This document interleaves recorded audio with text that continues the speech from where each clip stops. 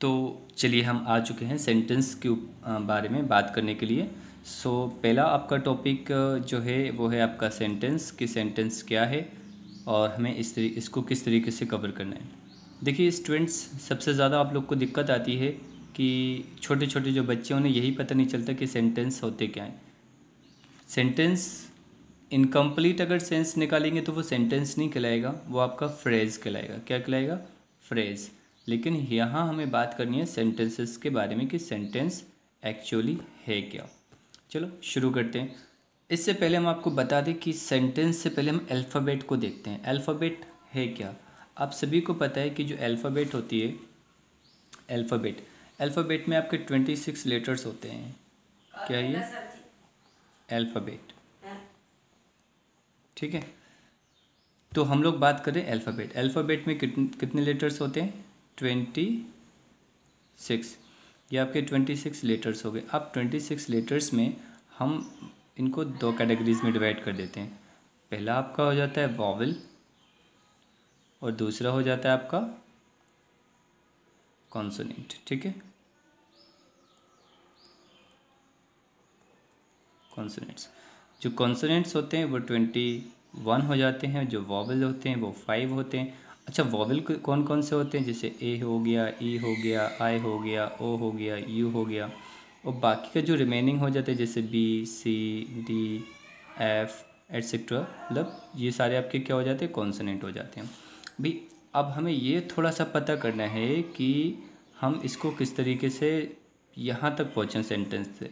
तो सबसे पहले लेटर होता है। क्या होता है? देखिए बहुत बहुत इजी तरीका हम आपको सिखा रहे हैं कि लेटर किस तरीके से एक पूरा बुक बनाता है। अगर हम बात करें तो ये हो गया लेटर। ठीक है, जब दो या दो से अधिक, अच्छा लेटर क्या है? हम ए को भी लेटर मान सकते हैं, बी को भी, सी को भी, ए टू जेड तक जितने भी वो अक्षर हैं उनको इंग्लिश में लेटर्स ही बोलते हैं। तो एक लेटर हो गया। अगर दो या दो से अधिक लेटर बन रहे हैं तो आपका सीधा क्या बन जाएगा? एक वर्ड बन जाएगा। इजी बात है, जैसे कि एग्जाम्पल के तौर पर यू, तो यू में कितने लेटर हैं? 1 2 3, 3 लेटर हैं। यू में कितने लेटर हैं? 3। तो ये क्या बन गया? आपका वर्ड। अब अगर हमें इसी वर्ड से, ठीक है, सेंटेंस बनाना है तो सेंटेंस हम बनाने के लिए क्या करेंगे? जब हमें दो या दो से अधिक, ठीक है, शब्द का यूज़ करना हो, यानी कि ग्रुप बन जाए शब्दों का, तो वो क्या बन जाएगा? आपका सेंटेंस। क्या बन जाएगा? आपका सेंटेंस। अब आगे देखो भाई, ये तो सेंटेंस बन गया आपका। सेंटेंस बना कैसे? जैसे मैंने कहा एक शब्द यू है और उसके बाद आर हो गया, उसके बाद माय हो गया और उसके बाद फ्रेंड लगा दिया। क्या लगा दिया? फ्रेंड। तो यू आर माय फ्रेंड, पूरा सेंटेंस बन गया। तो मेरे दोस्तों, बन गया नहीं बन गया? एक पूरा सेंटेंस। अब अगर हमने सेंटेंस बना लिया है तो अब हमें ये पता करना है कि भाई सेंटेंस जब ज़्यादा हो जाते हैं तो क्या बन जाता है? एक पैराग्राफ बन जाता है। क्या बन जाता है? पैराग्राफ। ठीक है, आप लोग को साफ साफ दिख रहा होगा। ठीक है, ये पैराग्राफ बन गया। ठीक है, क्या बना? पैराग्राफ। अब अगर यही पैराग्राफ ज़्यादा हो गए तो क्या बनेगा? सोचो, पैराग्राफ अगर ज़्यादा हो जाते हैं तो आपका कोई भी पैसेज बन जाता है। ठीक है, या कोई स्टोरी बन जाती है, या फिर कोई लेसन बन जाता है। ठीक है, लेसन। अच्छा, जब लेसन ज़्यादा हो जाते हैं तो जाहिर सी बात है कि आप लास्ट में बचा क्या? बुक। क्या बन गई? बुक। तो देख रहे हो कि किस तरीके से हमने बुक बनाई। पहले लेटर आया, जब लेटर ज़्यादा हो गए तो वर्ड यूज़ हो गया, जब वर्ड ज़्यादा हो गए तो सेंटेंस बन गया, और जब सेंटेंस ज़्यादा हो गए तो क्या बन गया? आपका पैसेज या स्टोरी या लेसन। और आपको पता है कि एक बुक में कितने लेसन होते हैं? 20 भी हो सकते हैं, 15 भी हो सकते हैं, 8 भी हो सकते हैं, और वो बुक बन गई। अब अगर बुक ज़्यादा हो गई तो क्या बनाओगे? लाइब्रेरी। कुछ नहीं बनाइए। ठीक है, अभी इतना ही रहने दीजिए अभी आप लोग। अब थोड़ा सा हम लोग बात करते हैं सेंटेंस के बारे में। ठीक है, तो सेंटेंसेस दिया हुआ है यहाँ पर। हाँ, सेंटेंस क्योंकि उसके 5 कैटेगरीज होती हैं सेंटेंस की, है ना? तो 5 कैटेगरीज होती हैं, तो चलो सबसे पहले हम उनके बारे में बात कर लेते हैं। तो यहाँ जो दिया हुआ है कि सेंटेंसेस एंड फ्रेजेस। अच्छा देखो, जो कंप्लीट सेंस निकालेंगे वो सेंटेंस कहलाएंगे। ठीक है, जो कंप्लीट सेंस निकालते हैं उन्हें हम लोग बोलते हैं सेंटेंस, और जो इनकम्प्लीट सेंस निकालते हैं उन्हें हम लोग बोलते हैं फ्रेजेस। फ्रेजेस को हिंदी में बोलते हैं वाक्यांश। क्या बोलते हैं? वाक्यांश। यानी कि वाक्य का अंश। चलो ये हो गया वाक्यांश। इसमें अधूरा सेंस निकलता है, इसमें पूरी कंप्लीट बात नहीं होती। जैसे मैंने कहा I was going to the market, तो हमने लिख दिया टू द मार्केट। अब टू द मार्केट क्या, ये तो पता ही नहीं चल रहा, पूरा सेंस ही नहीं निकल रहा है, इसलिए हम इसको बोलेंगे फ्रेज। अगर हम बोल रहे हैं I was going to the market, ये पूरा कंप्लीट सेंस निकल रहा है, तो इसको हम लोग बोलेंगे सेंटेंसेस। ठीक है, अच्छा चलो देख लेते हैं यहाँ लिखा क्या है, ये देखते हैं। ठीक है, when we want to express our thoughts, जब हम अपने थॉट्स को, विचारों को एक्सप्रेस करना चाहते हैं, बताना चाहते हैं, जताना चाहते हैं, we use a group of words, तब हम शब्दों के समूह को यूज़ करते हैं। तो अ group of words that makes complete sense is called a sentence. तो सबसे पहले तो ये आपका एक होमवर्क हो गया है। ठीक है, अ group of words that makes complete sense is called a sentence. इस डेफिनेशन को आपको याद करना है और मुझे, ठीक है, कमेंट में इसी डेफिनेशन को आप मुझे लिख कर दिखा सकते हैं और मुझे पर्सनली आप मुझे मैसेज कर सकते हैं। It's for those student who are studying from 6 to 8। ओके, चलिए बाकी ये सारे बच्चे कर सकते हैं, फर्स्ट क्लास का भी बच्चा भी याद कर सकता है, बहुत इजी है। ठीक है, शब्दों के समूह को हम लोग क्या बोलते हैं, सेंटेंस बोलते हैं। समझ में आ रहा होगा आप लोग को। ठीक है, चलिए अब हम क्या लिख रहे हैं यहाँ पर, sometime a group of words make sense. कभी कभी जो शब्दों का समूह है वो सेंस तो बनाता है, लेकिन वो सेंस क्या होता है, इनकम्प्लीट होता है, यानी कि नॉट कंप्लीट। ठीक है, such groups of words are called phrase. ऐसे शब्दों को हम लोग फ्रेज बोलते हैं, मैंने बताया था ना। Got it.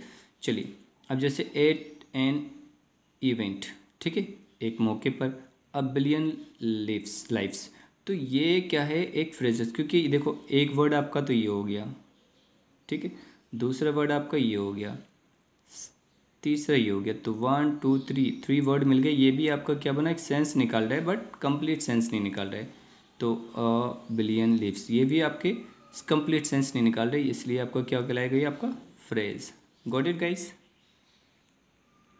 चलिए अब हम बात करते हैं काइंड्स ऑफ सेंटेंस के बारे में। काइंड्स ऑफ सेंटेंसेस कितने हैं, जैसे सेंटेंसेस इसमें 4 मेन काइंड्स होते हैं, बता रहे हैं। ठीक है, कितने, 4 मेन काइंड्स, जिसको हम लोग डिक्लेरेटिव या असर्टिव बोलते हैं। डिक्लेरेटिव या असर्टिव, अपनी बात को सीधा सीधा कहना डिक्लेरेटिव सेंटेंस कहलाता है। जैसे हम बता रहे हैं, सेंटेंसेस स्टेट और डिक्लेयर समथिंग। ठीक है, कोई भी चीज़ को डिक्लेयर करते हैं। ठीक, declarative sentences and with a full stop. ये याद रखना कि असर्टिव सेंटेंस जो होगा, ठीक है, या डिक्लेरेटिव सेंटेंस होगा, वो हमेशा ख़त्म होगा एक फुल स्टॉप से। अब यहाँ एक नीचे एग्जांपल देखिए, जैसे पर्सनाटा, ठीक है, शांडिलिया वॉज अमंग्स द 24। अब यहाँ पर एक इन्होंने पूरा एक सेंटेंस दे दिया है। ठीक है, यहाँ पर देख रहे हो कि यहाँ पर कहीं पर भी अभी फुल स्टॉप नहीं लगा है।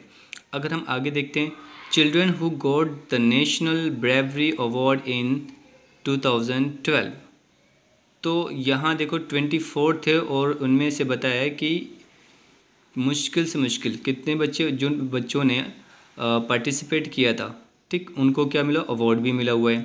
अब यहाँ है कि प्रश्नाता हु इज़ 11 ईयर्स ओल्ड, जो हैं वो कितने साल के थे, 11 years old, fought of 5 robbers and save the life of her parents, यानी कि वो 5 रॉबर्स से लड़े और अपने पेरेंट्स की ज़िंदगी को बचाया।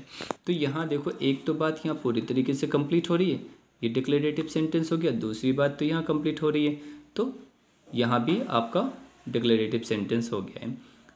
ठीक, अपनी बात को हमें आधा, एक्सक्यूज मी, ओके, अब ठीक है।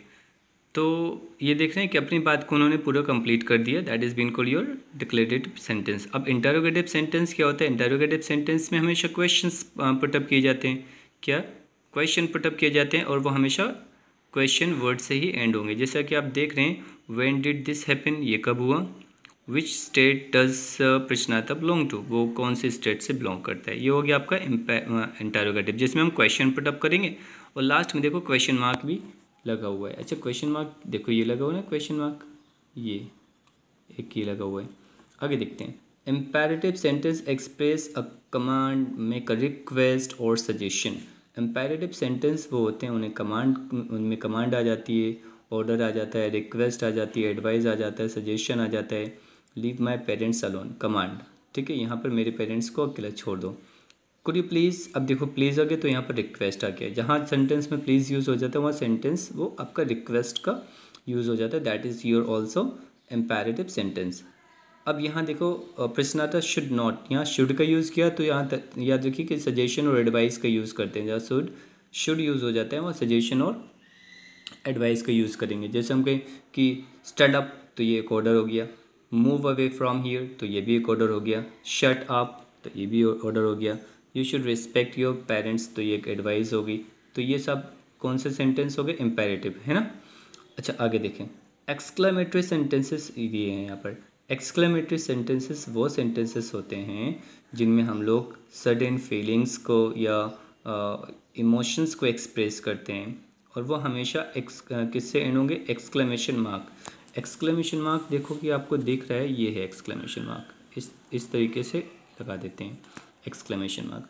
व्हाट अ ब्रेव गर्ल प्रसन्नता इज़, तो कितनी बहादुर लड़की प्रसन्नता है। तो देखा यहाँ दिया she deserve to get the national bravery award. तो यहाँ पर हम लोग एक एक्सप्रेशन को शो कर रहे हैं, वो आपके एक्सक्लेमेटरी सेंटेंसेस हो जाते हैं। या कभी कभी हम लोग बोल देते हैं कि वाओ, ठीक है, ये भी एक एक्सक्लेमेटरी वर्ड है, जैसे हमने यूज़ कर दिया वाओ, है ना। या कभी हम यूज़ करते हैं अलास, जब कोई हमें दुख टाइप की न्यूज़ मिलती है तो हम अलास का यूज़ करते हैं। जब हम खुश होते हैं तो हुर्रे का यूज़ करते हैं। जो हमारे चोट लग जाती है तो हम लोग बोलते देते हैं कि आह लग गई। या कभी हम लोग यूज़ कर देते हैं कि बच्चा सो रहा है तो हम लोग बोलते हैं HUSH, हश, क्या बोलते हैं, हश। तो ये सारे वर्ड कहाँ से आते हैं, एक्सक्लेमेशन में आते हैं। कभी बोलते ओ माय गॉड या ओ माय गॉशअप, तो ये सारे के सारे वर्ड किससे हो जाते हैं, एक्सक्लेमेशन से रिलेटेड हो जाते हैं। आई होप सो बेटा आप लोग को बहुत अच्छे से समझ में आ गया होगा। अब बस आपको करना क्या है, यहाँ आप देख रहे हैं ये एक एक्सरसाइज दी है यहाँ पर, जस्ट अ सेकेंड, ये देखिए एक्सरसाइज बी में आकर देखिए उसको, इसमें दिया टिक द करेक्ट फ्रेज़। तो इसमें जो करेक्ट फ्रेज़ है आपको कंप्लीट करना है।